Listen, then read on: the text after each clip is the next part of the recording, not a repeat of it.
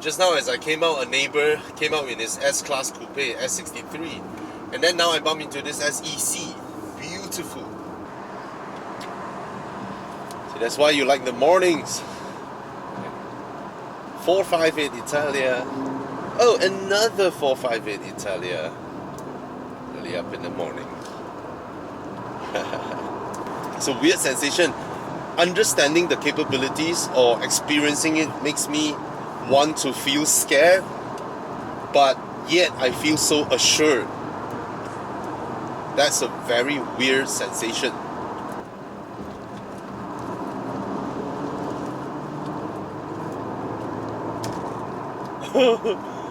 I don't mean to tease them, but first of all, I enjoy the view. Thank you so much for bringing out your Ferraris.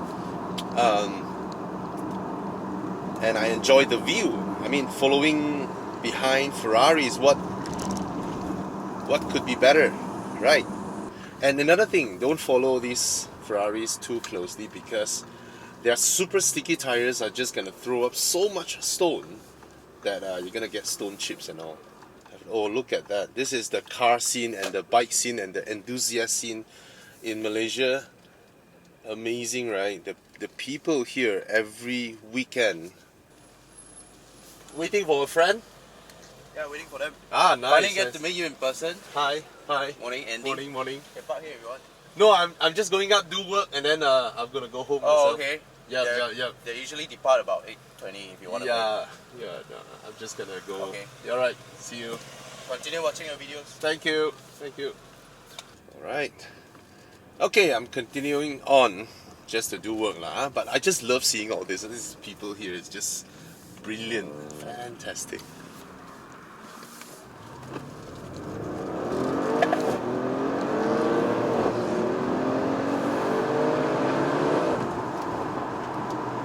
What a monster this. What a monster.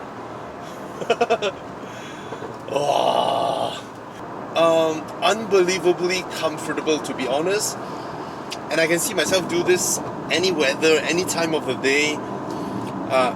Fetching huge amount of luggages, kids, whatever at the back.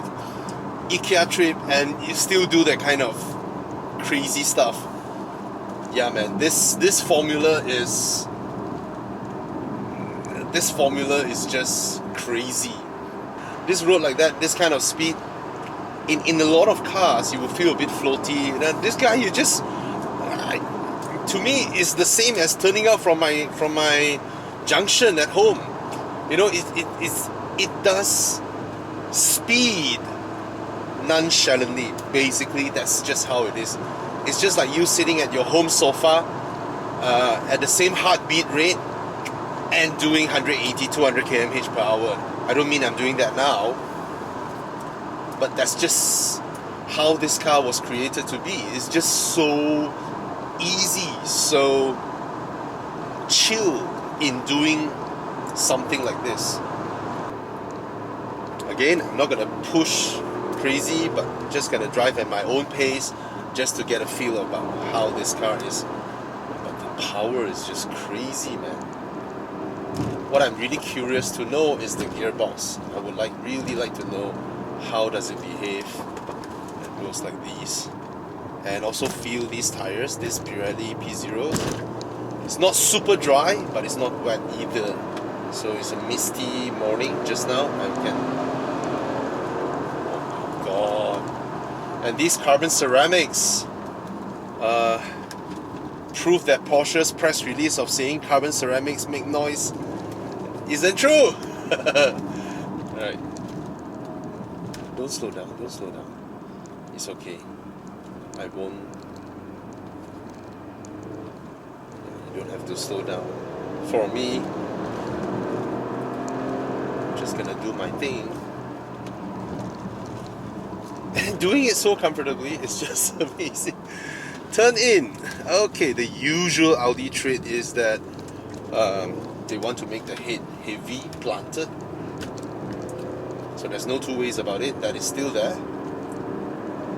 The tires are very, very grippy.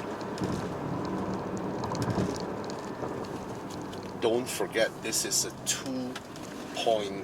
over-ton car, you know, negotiating these.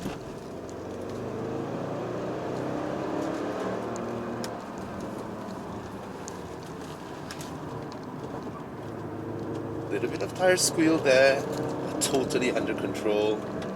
I have to anticipate he might come into my lane because most people, when they turn, somehow they will want to take the more inside line just to be away from the outside. And that's where a lot of accidents happen. There's a Myvi in front of me. Slow down. I'm gonna take the inside. I think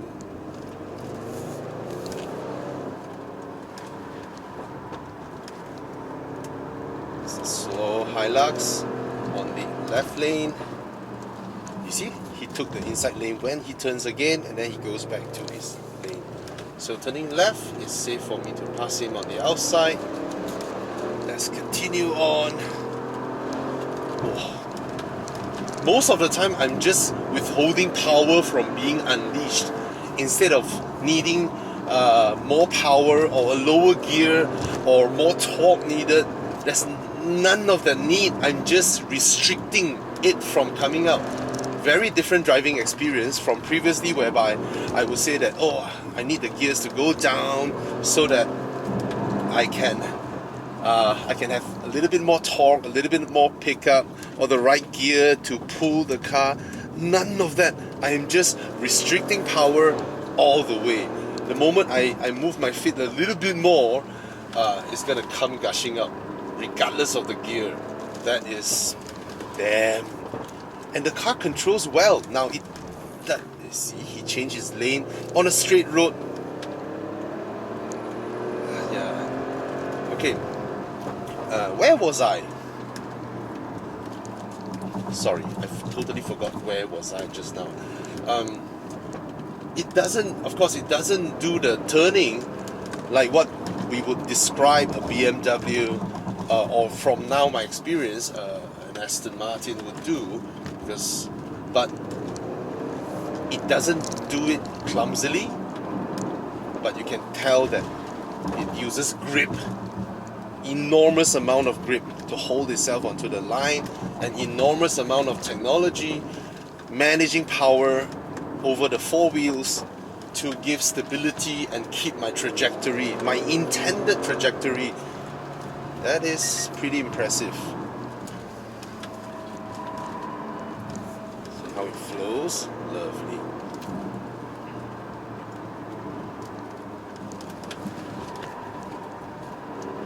Of course, it's my first drive up here in this car.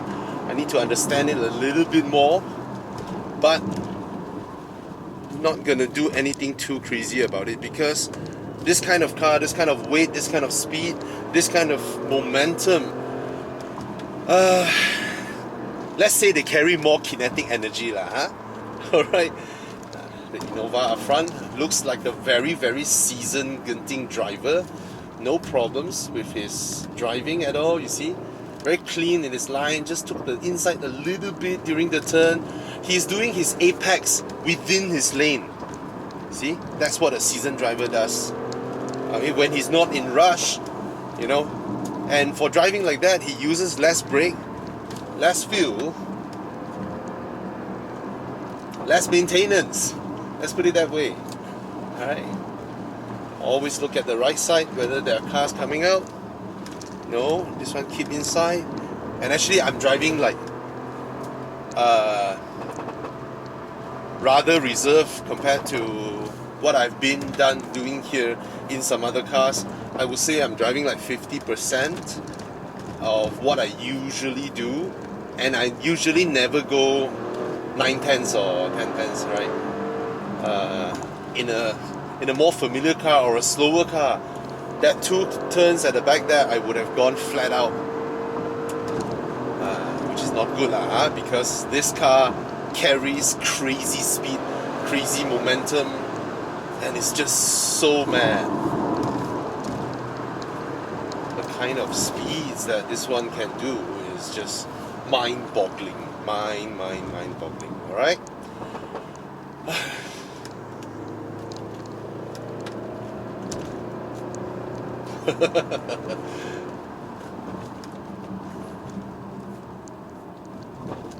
Oh my god. Salute, man. Salute Audi for making crazy stuffs like these. It's just madness. Oh my god. I will go to the mama, stop the car there, let everything cool down because it's a flat road over there. So I can park my car there flat without engaging the parking brakes, and then just let it cool down itself there, and then have a tea. Then I go and do the walk around. Alright? Cheers.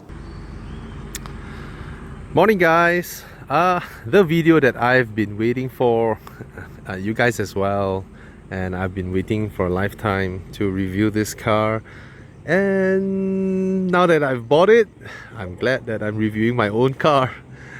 Alright, this is the RS6 C7.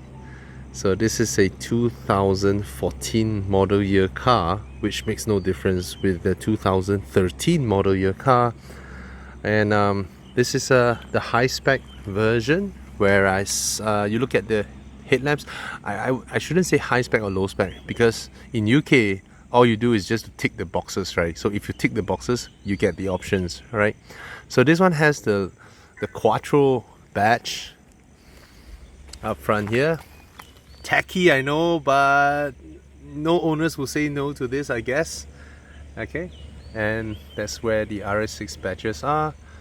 And then this is those beautiful headlamps. I actually prefer these headlamps over the facelift ones. The facelift has that one liner thingy. It looks exactly like Volvo's Thor hammer headlamps. I do not know why Audi think that's a good idea, but it looks like a straight rip-off from the Thor's hammer headlamp of Volvo's, right? And some, they come with silver colored panels here, so it looks like some shark tooth or something like that. Okay, the intakes are here. You can see the deep inside there, the intakes. Okay, and this one doesn't come with the adaptive cruise control or the night vision or the lane keep assist and all that, so it doesn't have those safety features. Some has it. I saw one for sale, 390,000. That one is a 2013 model. That one has that full feature. This one only comes with blind spot warning system and keyless entry, blah blah, everything is in there. Vacuum doors. Okay, I shouldn't call them vacuum doors anymore. I should just call them powered closing doors. Okay, panoramic sunroof, heads-up display, Bang & Olufsen. Some of them comes with Bose sound system. You'll be really happy if you get the Bang & Olufsen. Those are really, really nice. Alright. Now, when I got a car, they come with the RS6 wheels, obviously. Again, I prefer the pre-facelift RS6 wheels over the facelifted ones, which looks really complicated. But you'll be wondering, these are RS7 wheels, right? So what happened is this: when I got the car, I sent it to Darren's place, one of the best detailers in the world, and then he found one of my rims are cracked. So no choice, we have to buy a new set of wheels. Not many are lying around, and of course I won't be ordering a new one from UK or from Germany. Those would be really, really expensive. So someone in JB was selling the RS7 wheels for 6,000 ringgit. It's a different offset, but we got them anyway, and I put on spacers, and actually the 285 tires are 285 tires that fits in the RS6 fits the 275 spec wheels anyway. So the tires are Pirelli's 285 30 21 inches. These are 21 inches wheels. Very, very huge. All right. And sorry, I'm running everywhere. One thing I really like, of course, is the haunch arches. Look at the wide body this car has, and in a way I prefer the C6's squared arches, that reminiscence the Audi UR Quattro or the RS2, if I'm not wrong. Okay, so come to the sides. This is a big car. It is also a rather tall riding car. When you drive the RS6 and you go next to other passenger cars, you will notice that you are actually sitting almost like a crossover type of ride height. Okay, it is a big car, and it is also rather tall, and with very good ground clearance. So and the profile of the car is really, really nice. This has got to be one of the most beautiful wagons out there. Of course, the Volvo V90 as well, a very, very beautiful wagon. Okay, and then you come to the back, the RS6, you have these spoilers with those little tips there, very nice. And then at the back here, the diffusers. And RS models have oval tailpipes, but of course the ovals are just something that wraps around the tailpipes that are hidden inside there. Okay, so it's a very beautiful car, very, very good looking car. Okay, I mean, as we all know, RS6 is 4-liter V8 bi-turbo, 560 horsepower, and then 700 Newton meters of torque. Okay, so it is a very, very fast car, extremely fast. Okay, and just look at the beautiful profile, the beautiful body of this car. Lovely. I'll go through the boot first. Oops. Do I not have, or was it? This is how the key looks like. Right, get an RS6 badge at the back there.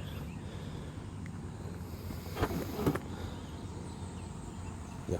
One thing I really like is that when you open the boot, the tonneau cover goes up and down with it. Just pay attention to the tonneau cover. Now I'm gonna close it. Alright. Look at the tonneau cover coming down. Lovely. That's one thing I always face in my S4 is that after I flip the tonneau cover to go up a little bit for me to grab my stuff, right? Sometimes I forgot to put it down, then it blocks my vision. The boot is huge. Okay, very, very functional, very spacious. This is it's wide enough, it's deep enough, and then you have these rail systems. Audi's rail systems are fantastic. See, I can put everything there and then use the rail to push it there so that they don't flop around. Okay, and then there's some netting over here. I have my extinguisher here, but do check for expiry. I'm not sure if they have expired. Alright, there are some levers over here where you can pull and drop the rear seats. That is a very, very nice thing to have. Okay, and coming over here, this is where my daughter sits. This is the Volvo car seat that I had. It's here. Now, a word of advice for parents with car seats: don't put your baby seat on the same side as you are.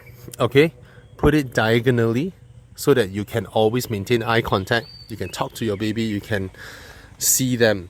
Alright, I know it's more convenient to actually put your child seat over here so that every morning you just open this door, put your kid here, settle them, close the door, and drive off. But let me tell you this: every single case of a father or a mother forgetting their child is in the car happens with childs in car seats. Okay, it's a very sad thing, and especially sad given the fact that these are parents who are very, very responsible. They put their child in child seats and only then they drive off. But we all know when it comes to work stress, morning schedules and all that, sometimes people will forget things, and there's no way to get away from that. You sometimes forget your phone, you sometimes forget something else, you know, it just slip your mind, and if you're unlucky, you slip your mind and then a tragedy happened. So, and this kind of incident never happened before the child seat era. It only happens after child seats were introduced or enforced and things like that. So please, please, please put your baby seat on the other side of the car, diagonal to you. A little bit more trouble to put them on, but you get eye contact. Okay, please do that. And again, your rear view mirror can see this child and not this child. Okay, so sorry for that. Let's continue on with my review. Alright, so on the door panels you see this beautiful Bang & Olufsen speaker cover. It's very nicely laser cut, very smooth to the touch, unlike the one in the Burmester and C-Class. Okay, for RS models, you get the door handle, solid piece of metal door handle, and there's always a cut here for RS models. Okay, and these inlays are beautiful, carbon fiber inlays. I know I said that carbon fiber inlays don't do anything. It doesn't serve any purpose apart from the fact that it is a more expensive material than wood veneer. That's it. Okay, the car is beautifully finished. This entire part that looks like plastic is actually leather, and the stitches are inside, so it feels very, very comfortable. It's soft to the touch, and the way Audi construct their plastic molding, you can't find any seams at the back. There are no sharp edges at the back. That's why we all say Audi builds fantastic interiors. You just can't find the edges, how they mold their plastic, how it fits together in a perfectly solid manner without letting you have a chance to touch where they meet each other. Alright, lovely. You have some blinds over here, and coming into the rear seats. Now this is a 2012 platform. Okay, so it sits on the A6 C7 platform, and in modern generation it is already less spacious than the new 5 Series or E-Class. Okay, but I still get to put my size 11 feet in between the base of the seat and the foot rail. I can slot my seats, my foot underneath, but that's because I sit rather low. Okay, I sit rather low, and the good thing is that you have aircon coming out from the B pillar. I think for this segment all of them have it now, which is way better than having it over here. But some cars, the aircon vents here are mounted really low. This one is really nice. This one is high up here. And for rear passengers, they get dual zone. Not only that, they can select where the air comes from. So that means even from underneath there is another air vent. Okay, so it's a full, almost matching the front 4-zone climate control system. At the back here, you get some hook hanger, right? You get this where you can buy the thing that crosses over, pull the net down, you know, when you have a lot of luggage and you want to hold them in the car. And I can't pull off this one because of the seat, but it's the same as my S4. It's the same one where cup holders can fold out, things like that. Okay, so it's a full panoramic system, panoramic sunroof, and it extends to the back, so as a rear passenger you get really nice view out as well. It feels airy and spacious, and it's a spacious car. I just don't understand why they're using nets. These are so cheap, right, compared to a proper pocket. Probably they hold larger items because they're nets, and cheaper to replace maybe, but they just feel cheap and they lose over time, right? They get loose over time. Those leather ones are nice, but it functions more like a folder, so you can't put bulky items, I guess. These ones you can put bulky items. Alright, as you can see, my friend Darren did a fantastic job on my car. Every single seam is clean, cleansed, and antibacterial. Oh, interesting, there's an ashtray over here. Smoker's package? Yeah, there's an ashtray here instead of a place for you to put your stuff. Alright, coming to the front, same door panel as the rear, same beautiful, very glossy carbon fiber. Of course, it has been polished by my friend Darren, auto detailer, and then he also gave a treatment to my seat and some coating, so just to restore the seats. Anyway, it comes with the hexagonal pattern, which looks really good, and I think this has been popularized by Audi RS and Bentleys. You know, now a lot of seats have very intricate designs, right? And that's the steering wheel. with a flat bottom down here.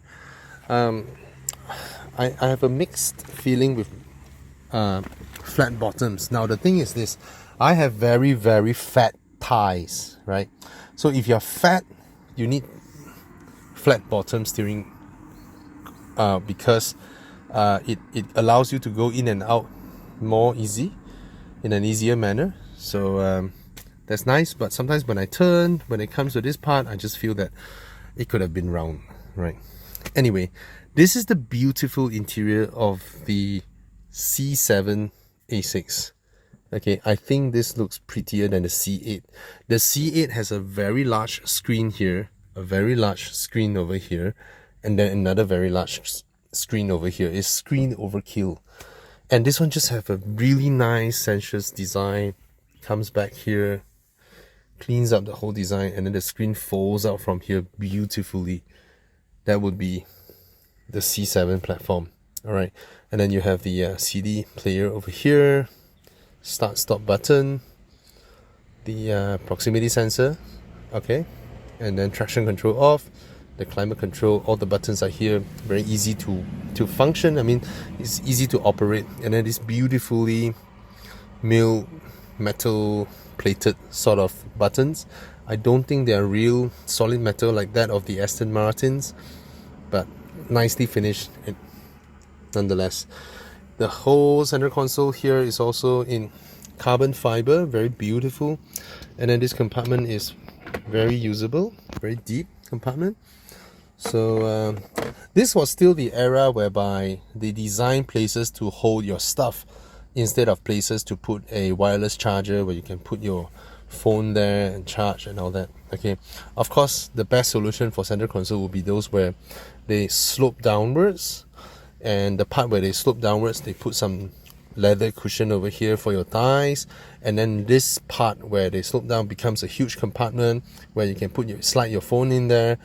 Basically, you look at Mazda. What Mazda has designed on their whole dashboard is just best, practical. All right, and here you have the gear selectors. This beautiful gear knob. You look at the new RS6. The gear knob is just blah. Right, start-stop button over here. Electronic parking brake. This is the touchpad. Where you can write stuffs when you're selecting names through your phone book. And then of course the MMI control buttons, the shortcut buttons. Now BMW invented the iDrive, right? The central control knob to go through menu systems that are linear, basically up and down, and then you click, it goes into another menu, and then you go up and down again. BMW invented that. But Audi invented this, the shortcut keys to accompany this. So you can jump straight into radio or media or car or telephone or navigation, and then only in there you do your selection, and then you jump straight up instead of going step by step. Audi did this and everybody followed. Even BMW followed as well. All right. The cup holders. Older cars. Cup holders are here. Nothing fancy about it. I think they're same size. Okay. Now this part is the one I like about all Audis and Volkswagens. They never have a deep compartment that click locks. What do I mean by click lock? It's like BMW or Mercedes. You have a lid over here, and then you press, and then they open up, and then you close them shut. Audis, right, they leave it like that, and then for the armrest, you can lay it the lowest, or you can raise it slightly, and it will hold there as an armrest. And when you raise it slightly, right, what that means is that sometimes you can put some larger items over here that doesn't fit in here, but your armrest can still be like that, and the stuff will still be in there. Very practical. Another thing that I like about Audi is this, when they mold their door panel, alright, you see this slanted design with this slanted as well. What this means is that you can put a huge bottle over here, and then it's a full length door bin. So this, you can see that in new Mazdas as well. Everybody has followed this design. It started with Audis. Okay, BMWs of this generation has pathetic door bins, too small to put bottles of any sort. Right, you can only put your wallet there. Right, up here you still have a sunglass holder, very nice, nicely finished, rubberized inside there, lovely. And the lights are LED, because they are white color and bright. I prefer yellow lights anyway. So this one, no difference to my S4, and the seats are actually larger, even larger than my S4. Very, very comfortable. The wings, most of the time I sit in the car, my shoulder is broader than the seat, but this one, the seat is just as broad as my shoulder, so I feel very, very comfortable with this. One thing that I kind of felt lacking is the little pedals here. They feel very tiny, very small, you know, but it was designed to be plug and play, so certain cars have it, certain cars don't have it in the Audi lineup. Now, the speedo cluster, this has got to be one of the most beautiful last generation physical speedo clusters that you get. Alright, it's a layered design. In the center is an LCD, and then it's just really nice. But of course, it isn't finished in exotic materials like the Aston Martin. The Aston Martin, right, it almost looks like a watch, because even the markers there are made of metal. Even the needle is milled from metal. The rim and all that is all metal plated stuffs. Even the back plate, the face plate of it is a piece of metal. The Aston Martin's speedo cluster is just exquisite. All right. So, and these are the tweeters from Bang & Olufsen. Okay, you start the car and then it will come up. All right. Before I start the car, let's look at the power plant of the car. Alright, the engine bay. I seldom show the engine bay, but then to heck with it. Alright, this is the 4-liter V8 engine. Very, very compact size V8, very hot. The two turbochargers are mounted in the middle of the V bank, so you can see that there's literally no room in the engine bay. Everything is just snugly finished in there. 4-liter V8 engine, 700 Newton meters, 560 horsepower. I know a lot of people have tuned their cars to 800 horsepower, 1000 horsepower. I really don't think there's a need for that, provided you are you love going drag races and all that. Alright, you don't see much braces going on because it's in there, going through like that. Inside, yeah, instead, but I kind of like how BMW did the carbon fiber thingy, right, that runs around like that, or Aston Martin running across the engine bay. Okay, so it's a very, very compact engine. Okay, you have the reservoir here, brake servo there, and everything is just really, really compact. The air intakes are here, just one side. Of course, in terms of the looks of the engine bay, this one is in no contest with the previous generation. The 5-liter V10 with the die-cast, the cast iron intakes from both sides that runs right in like that. That is absolutely beautiful. That old engine is just beautiful. And that engine, I don't mind tuning that. Why? Let me explain why. That engine is a 5-liter V10 Lamborghini engine that originally was designed to make 550, 560 horsepowers. They added 2 turbos to it, and then they detuned the turbos. They limit the pressure of the turbos to only generate 580 Newton meters of torque. That engine, if you buy the 5-liter V10 RS6, which is a wonderful thing, and the values are going up now, and they're selling for cheap now, anywhere from 130,000 to 160,000. The 5-liter V10 RS6, the moment you got the car, you remove the restrictions. I'm saying remove, I don't mean increase the charge. You just remove the restrictions, you'll be making 700 horsepower easily. This engine, however, in my opinion, at 560 horsepower for a 4-liter V8, it's just about there. You know, it's a high-powered engine, it's nice, but anywhere above this, you are actually squeezing the engine. Of course, you can squeeze the engine. You look at how Mercedes squeezed their 4-liter V8, right? Anywhere from 500 horsepower to 620, 630. Anywhere from 550 Newton meters to 1000 Newton meters. That Mercedes V8 is bonkers, all right? So, yep, have some PPF film put here to protect the headlamps, and overall it's just a beautiful, beautiful car, very well executed by Audi, and just a lovely car. Yep. Alright, so yep, that's my RS6. I'm really happy and glad that I got it. I still don't think it's as pretty as the B8 S4 in terms of how the front end looks, but nonetheless, yeah. So this car, given that it's a used car, you've seen some scratches over here at the rubber seals. Some thieves have, you know, used some stuffs to break open the window before and steal some stuffs before from the previous owners. And I don't mind that if there's no wind noise coming in. All right, I'm someone who isn't too particular with the exterior. All right, so yeah, these are the wheels from the RS7. Now on closer look, you will notice that there is another spoke here with a cut here, but because it's gloss black and with a diamond finish over here, the moment I walk away, it will become MK7 GTI wheels instead of RS7 wheels. Of course, I prefer the original RS6 wheels, but now I have no choice. Alright, just be happy with it. And of course, the carbon ceramics are massive, absolutely massive. Right, this is a 21-inch wheel, and look at the carbon ceramics, they feel the internals of it. Okay, so yep, that's my Audi RS6. If you have any question, do ask me and I'll try and answer them.